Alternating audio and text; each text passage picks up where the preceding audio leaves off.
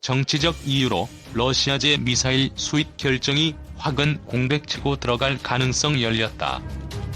지난 1월 15일 세계 유수의 방위산업 미디어 그룹 제인스에 따르면 미국은 역사상 가장 큰 규모의 전투기 사업인 F-35 프로그램에서 터키제 부품들이 거의 완전히 퇴출되었다고 선언했다. 앨런 로드 국방획득운용 차관은 기자들에게 터키는 S-400 미사일과 관련해서 어떤 입장 변화도 없기 때문에 터키의 퇴출 작업을 계속하고 있다고 말했다. F-35는 무려 1조 달러가 넘는 사업이며 미국은 F-35 전투기를 터키에 약 80억 달러를 판매할 수 있을 것으로 전망했다. 터키 또한 F-35의 개발 파트너로서 약 120억 달러의 터키제 부품을 F-35 전투기에 장착할 것으로 기대했지만 이제 거래가 복구될 가능성은 거의 없다. 한화로 수십조 원이 넘는 거래가 왜 무슨 과정으로 산산이 부서진 것일까? 가장 결정적인 이유는 에르도안 터키 대통령의 장기 집권 계획의 군부, 그 중에서도 공군이 크게 방해가 되어 공군 전력이 무너졌기 때문이다. 2016년 7월 터키 쿠데타 미수 사건 이후 에르도안 정부는 쿠데타 배후 세력이라는 명목으로 대대적인 군의 숙청 작업을 벌였다. 그 중에서도 공군, 특히 전투기 조종사들이 집중적으로 체포되었다. 전투기를 굴릴 조종사를 구하기 어려워지자 터키 정부는 전투기 수급에 온갖 노력을 기울였다. 알려진 바에 따르면 터키 공군 출신 민간 조종사들은 강제로 재입대를 명령받기도 하고 한국 공군과 카이에게 터키 공군 조종사 훈련을 위한 프로그램을 제공해달라고 요청하기도 했다. 하지만 교육과 육성에 막대한 자원과 시간이 드는 전투기 조종사의 손실을 막기에는 미봉책에 불과했다. 이러한 기회를 틈타 푸틴과 러시아 정부가 나섰다. 러시아는 시리아 문제에서 터키의 양보를 끌어내고 터키의 쿠르드족 탄압에 대해서 지지하면서 자국의 최신 대공 미사일 시스템인 S-400을 제안했다. 영공을 지킬 전투기의 탈 조종사가 부족하면 전투기 대신 미사일로 영공을 방어하라는 논리였다. 군사적으로는 개연성이 부족한 주장이지만 터키 군부의 엘리트 중 엘리트라고 할 수 있는 전투기 조종사들에 대한 불신을 가진 에르도안은 이 제안을 받아들였다.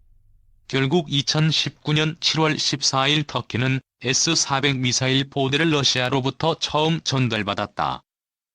문제는 터키가 네이토 회원국, 그것도 가장 중요한 회원국 중 하나로 미국과 나토의 러시아 보위망의 가장 선두에 있던 국가라는 점이다. 심지어 터키의 인제를리 공군기지에는 미국의 B-61 핵폭탄 50여 기가 배치되어 전시에 터키 공군의 전투기가 미국이 관리하는 핵폭탄을 장착하는 일명 핵무기 공유 임무가 부여되었을 정도이다. 러시아제 무기를 산다고 동맹국이 순식간에 적으로 바뀔 일은 없지만 대공 미사일 시스템은 적과 아군을 구별하는 것이 매우 어렵고 민감한 기술이다. 따라서 적대 국가에게 절대 넘어가면 안 되는 여러 규칙과 시스템을 가진다. 공중에서 상대방이 적인지 아군인지 구별하는 피아식별 장비는 핵무기 기술과 함께 가장 민감한 군사 기밀이라고 해도 과언이 아니다. 즉, 나토 회원국인 터키 땅에 러시아 대공 미사일이 있으면 피아 식별을 잘못해서 미군 공군기가 격추될 가능성도 높고, 그렇지 않다고 해도 만에 하나 IFF 정보가 러시아에 넘어가면 러시아 공군기가 나토 공군을 속이고 침투하는 최악의 상황이 발생할 수도 있다. 이 때문에 미국은 F-35와 S-400은 결코 둘 다 구매할 수 없는 무기라며 터키의 S-400 미사일 구매를 포기하라고 여러 차례 압박했지만 터키는 이에 굴복하지 않았다. 결국 지난 7월 17일 트럼프 미국 대통령이 F-35 프로그램에서 터키를 퇴출시키겠다고 말하고 그 다음 날 미국 국무부의 공식 퇴출 성명이 발표되어 F-35 터키 퇴출 작업이 계속 진행 중이다. 우리에게는 이 사건이 어떤 의미가 있을까? 크게 세 가지 부분에서 큰 기회를 잡은 것이라 할 수 있다. 첫 번째는 F-35 추가 구매와 함께 F-35 생태계에 도전할 기회가 열렸다. F-35는 세계 최대의 군사대국 미국으로서도 매우 크고 부담스러운 프로젝트이기 때문에 개발 초창기부터 여러 국가들에게 개발비 분담을 통한 부품 외주 생산을 추진했다. 개발비를 분담한 만큼 F-35에 부품 생산 권리를 주는 것으로 군용 항공기보다 훨씬 거래 규모가 큰 민간 항공기 생산에서는 이미 예전부터 시도되었던 방식이다.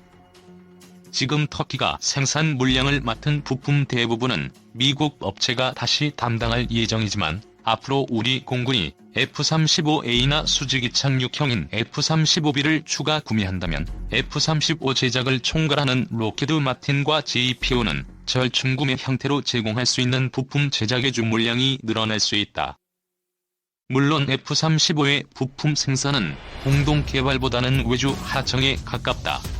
부품 성능 개량이나 기술 획득의 의미는 전혀 없다고 볼 수 있는 수준이라 그 중요성이 매우 높지는 않지만 항상 수주 물량 부족에 시달리는 우리 방산기업들에게는 단비 같은 소식이 될 수 있다. 두 번째는 막대한 이득이 기대되는 F-35 무장에 도전할 기회가 열렸다. 터키는 단순히 F-35를 구매하고 부품 하청 생산을 맡은 것뿐만 아니라 F-35의 여러가지 터키제 무기를 사용하고자 개발을 추진했다. 그 중에서도 가장 중요한 무기가 바로 로켓산사에서 개발 중인 SOMJ 공대지 미사일이다. SOMJ는 SOMA 미사일을 F-35 전투기에 장착할 수 있도록 개량한 무기다. 무엇보다 F-35의 내부 무장창에 탑재할 수 있도록 사이즈를 맞춘 것이 특징이다. F-35는 외부에 무기를 탑재할 수 있지만 스텔스 성능이 떨어지는 문제가 있는데 내부에 공대지 무장을 탑재함으로써 스텔스 성능을 유지한 채 은밀하게 1000km도 넘는 적의 목표물을 공격할 수 있는 강력한 성능을 가지게 됐다. 또 하나의 특징은 특수하게 제작된 이중 구조 탄두이다. SOMJ는 전차의 대전차 유탄과 같은 구조의 1차 탄두 폭발 이후 2차 탄두가 폭발하여 깊숙한 지하의 표적 파괴가 가능하다. 미국이 개발한 무기 중에는 아직 이런 특징을 가진 것이 없어 터키의 SOMJ 미사일은 개발이 완료되면 많은 수출을 기대할 수 있었지만 터키의 F-35 프로젝트 퇴출과 함께 이런 가능성은 사라졌다. 이 기회를 노려서 국내에서 연구 개발 중인 장거리 공대지 미사일을 개조, 개량하여 F-35의 내부 무장창에 장착하는 사업을 추진한다면 국내 전투기의 전투력을 증강시킬 수 있을 뿐만 아니라 수출 효자 상품으로서 활약할 가능성이 크다. 세 번째는 우리의 차세대 대공 미사일 시스템 시장이 확대될 기회가 열렸다. 이번 사태는 미국이 러시아의 대공무기에 대해서 얼마나 엄격한 입장을 가지고 있는지에 대해 동맹국들에게 경고를 한 것이나 다름없다. 동맹을 유지하고 싶다면 절대 러시아제 대공미사일은 구매하면 안 된다는 선언을 한 것과 다름없다. 실제로 우리나라도 2000년대 추진되던 장거리 지대공 미사일 사업, 일명 세맥스 사업에서 러시아의 S-300 TMU 대공 미사일을 후보 기종 중 하나로 선포하자 윌리엄 페리 국방장관이 공개적으로 반대 의사를 표시한 전례가 있다. 하지만 중동 및 일부 유럽 및 아시아 국가들은 미국과 동맹 혹은 협력 관계이면서도 싸고 성능이 좋다고 알려진 러시아산 대공 미사일의 구매를 꾸준히 타진 중이다. 이들 국가에게 우리의 철매-2 핍과 개발 중인 L-3 대공 미사일은 가격 대성능비 매력을 더욱 높일 수 있는 반사 이득을 얻게 될 수도 있다. 2020년 국제 방위사업 시장은 연초부터 빅뉴스들이 그야말로 쉴 새 없이 터지고 있다. 급변하는 방위산업 시장에서 우리 방위산업체들이 위축되기보다는 기회를 잘 포착하여 큰 성과를 내는 한 해가 되길 기원해본다. KF-X 레이더 성능은 전투기 8대 동시 추적 80km 밖 표적 포착. ADD 기술 개발 현장 언론의 공개 우려 불식 위한 적극 행보. 한국형 전투기에 탑재될 AESA 레이더 소프트웨어를 가동하자 계기판 화면에 붉은색 세모꼴 6개가 동시에 뜨더니 천천히 남쪽으로 내려왔다. 이에 대응하는 KF-X는 초록색 세모꼴로 아군 전투기 2대는 노란색 세모꼴로 표시됐다. AESA 레이더가 적과 아군의 전투기 8대를 동시에 탐색, 추적할 수 있음을 보여주는 화면이었다. KF-X 기술 개발을 담당하는 국방과학연구소는 지난 6일 기자들을 대전 본소로 초청해 현재 개발 중인 AESA 레이더 소프트웨어를 시연했다.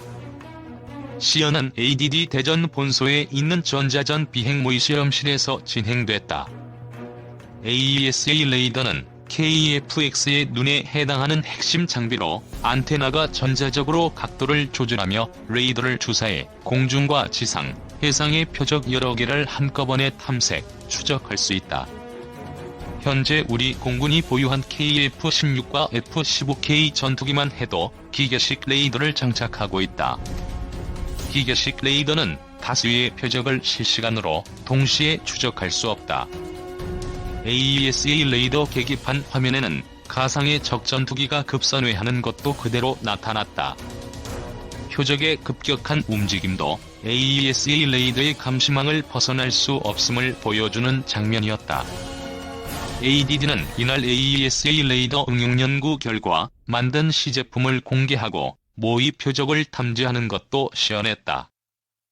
AESA 레이더와 1.1km 떨어진 곳에 모의 표적을 설치하고 전자파 반사 시간 조절을 통해 모의 표적이 50노티컬마일 거리에서 접근하는 상황을 연출한 것이다. AESA 레이더는 모의 표적이 44노티컬마일 정도 떨어진 곳에 들어오자 이를 포착해냈다. ADD가 이날 가동한 AESA 레이더 시제품은 송수신 소자인 모듈을 500개 갖췄다.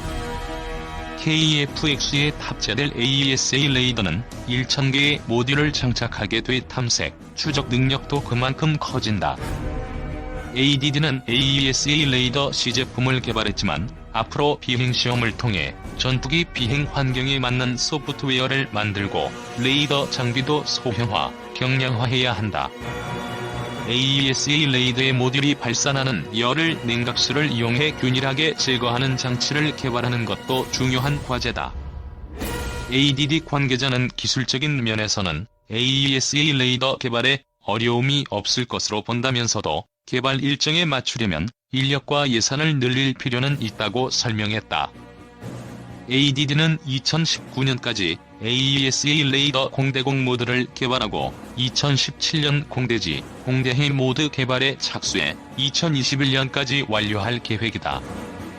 체계 통합에 걸리는 시간을 반영하면 KF-X는 개발 목표 연도인 2025년에는 우선 공대공 모드 AESA 레이더를 장착하고 2028년이 되면 공대지, 공대해 모드까지 갖추게 된다. ADD는 이날 AESA 레이더 외에도 KF-X의 핵심 항공 전자장비인 IRST, EOTGP, RF 제머의 개발 현황도 공개했다. 보안을 중시하는 ADD가 취재진을 대전 본소에 초청해 연구 현장을 공개한 것은 매우 이례적인 일이다. 박근혜 대통령이 지난달 27일 장명진 방위사업 청장에게 KF-X 사업을 기한 안에 성공시키도록 하라는 지침을 내린 것을 계기로 KF-X 사업에 관한 우려를 불식시키려는 노력으로 보인다. 당시 박 대통령은 장 청장에게 KF-X 사업에 관한 정확한 사실을 국민에게 알려야 한다고 당부하기도 했다. ADD는 이날 대잠수함 어뢰인 홍상어 발사 실패를 포함해 과거 무기체계 개발 과정에서 겪은 시행착오 장면이 담긴 영상도 기자들에게 보여주었다. 어떤 사업도 위험을 수반하는 만큼 KF-X 사업에 대해서도 지나치게 위험을 의식해 소극적으로 접근해서는 안 된다는 메시지로 해석됐다. 그러나 18조 원대 초대형 사업인 KF-X 사업의 불확실성이 남아있는 한 우려가 쉽게 불식되지는 않을 것으로 보인다. ADD도 이날 KF-X의 4개 핵심 항전장비 개발 현황과 계획은 구체적으로 설명했지만 이들 장비의 체계 통합 기술 개발을 위한 상세한 로드맵을 공개하지는 않았다. 미국 정부가 지난 4월 한국 측의 이전을 거부해 논란을 일으킨 것도 이들 4개 항전 장비의 체계 통합 기술이다. ADD는 중거리 지대공 유도무기 철매 2다기능 레이더, 차기 호위함 탐색 레이더, 무인항공기 체계 통합 기술 개발 경험을 바탕으로 KF-X 항전장비 체계 통합 기술도 자체 개발하되 필요할 경우 외국의 협력을 얻는다는 방침이다. ADD 관계자는 연구 개발이란 아무도 가본 적 없는 길을 가는 것으로 위험을 감내하면서 어려움을 극복하는 과정이라며 새로운 것을 만들기 위해서는 위험을 지나치게 두려워해서는 안 된다고 말했다.